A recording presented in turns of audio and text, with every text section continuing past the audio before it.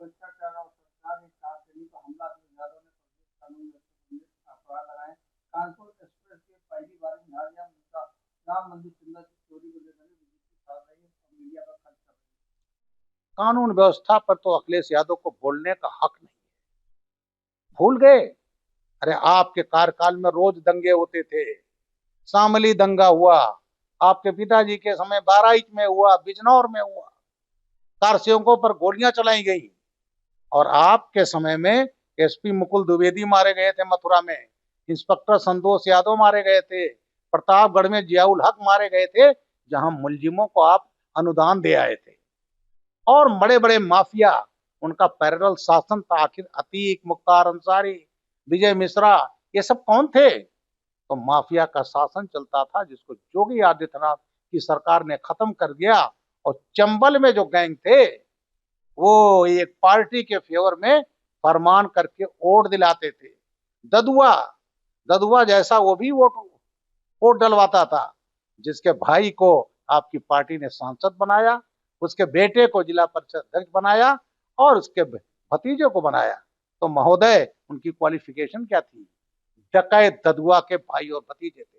तो आपने क्रिमिनलाइज किया पॉलिटिक्स समाजवादी पार्टी ने, और आज वो सब माफियागिरी खत्म हुई है। और जब शांति व्यवस्था ठीक रहती है तभी विकास होता है। तो इसलिए जहां तक अयोध्या की बात है, चंदा का, उसमें एसआईटी बनाई गई, जांच की गई, जेल भेजे गए। और यहाँ केवल आप तो वहां गए नहीं आज तक, क्योंकि मुस्लिम नाखुश ना हो जाए। और आप आज राम जन्मभूमि के चैंपियन बन गए हैं। जो हुआ उन पर कार्रवाई हो रही है। अगर आप में इतनी आस्था है तो पहले दर्शन करके आओ। जो कार्रवाई हुई है, कड़ी कार्रवाई हो रही है, जिससे आगे कोई करने की हिम्मत ना हो जाए। और अच्छी व्यवस्था की गई है। ये घटना हुई, उस पर कार्रवाई हुई है। लेकिन आपको एडवाइस करता हूं, पहले जाकर के राम जन्मभूमि पर दर्शन कराओ, तब कुछ कहने की बात करो। क्योंकि आप जाओगे नहीं, क्योंकि वहां पर आपके कार्यकाल में, आपके पिता से कार्यकाल में गोली चलाई गई थी। लोग कहेंगे साहब वो तो चलाए नहीं थे। अरे भाई, माननीय मुलायम सिंह जी तो वो रैलियों में उसका श्रेय लेते थे, और चलो थोड़ी और हम चलाते। और आपके चाचा माननीय राम गोपाल जी ने तो पार्लियामेंट में कहा था कि गुंबद पर चढ़ तो गए, लेकिन वहीं चिपका दिए गए। और चाहे आप कुछ भी कहो, चाहे मुल्ला मुलायम सिंह कहो, जो किया है वो किया है, उसका कोई रिग्रेट नहीं है। तो महोदय, आपको राम जन्मभूमि पर बोलने का कोई हक नहीं। सरकार के विकास के दावों पर सवाल अखिलेश यादव ने किया है, लेकिन सरकार विकास दावों पर उठाए सवाल। अखिलेश यादव का ये फर्जी नैरेटिव है। आज उत्तर प्रदेश $1 ट्रिलियन की व्यवस्था की तरफ जा रहा है और 50 लाख करोड़ का इन्वेस्टमेंट आ रहा है। अखिलेश जी जब मुख्यमंत्री थे तो कितना आता था? उत्तर प्रदेश की अर्थव्यवस्था, और उसका परिणाम है देश की अर्थव्यवस्था चौथे स्थान पर है। क्या अखिलेश जी इसको डिनाई कर पाएंगे?